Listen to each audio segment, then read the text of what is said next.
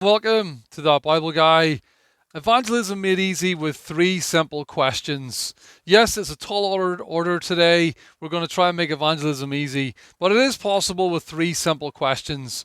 So I don't know about you, if you're anything like me, we can struggle with the engagement whenever someone asks us about our faith, and we struggle with knowing what to say. Sometimes we therefore don't even engage at all in the conversation because we simply are worried about judgment or that we just don't know what to say. I remember being at a barbecue several years ago with someone who was describing themselves as a quantum physicist.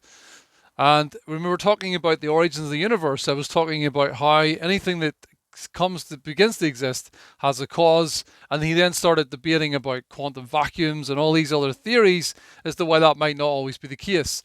And I remember, because of the terminology he used, because of his background and his scholarly, credentials, so to speak, I kind of found myself flustered. I didn't know what to say, and I didn't know where to go with the conversation. And in all probability, maybe looked a bit silly.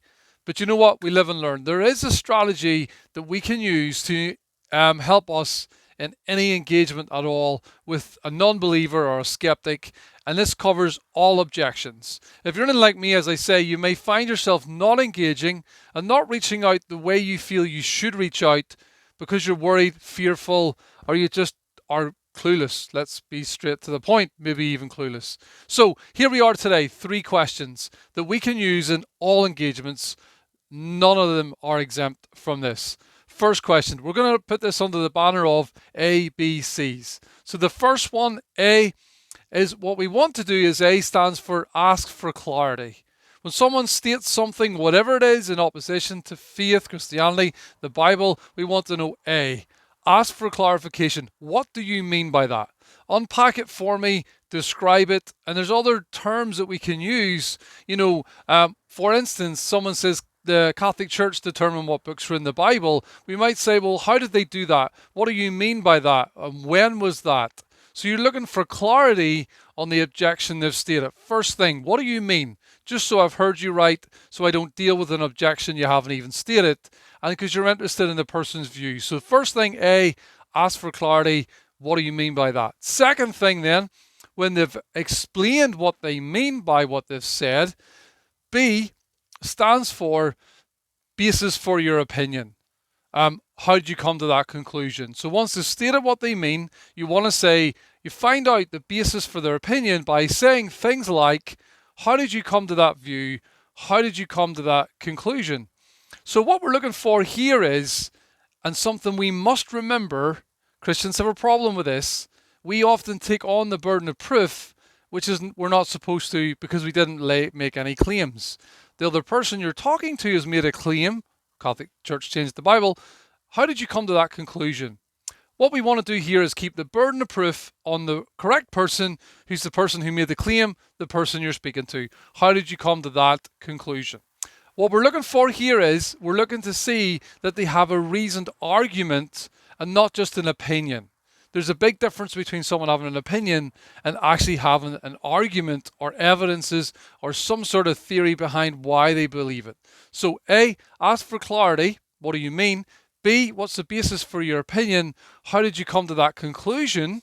That's very important. Don't jump in to provide all the reasons why you think they're wrong and you're right on this in this area. You want to know, how did they come to their conclusion first?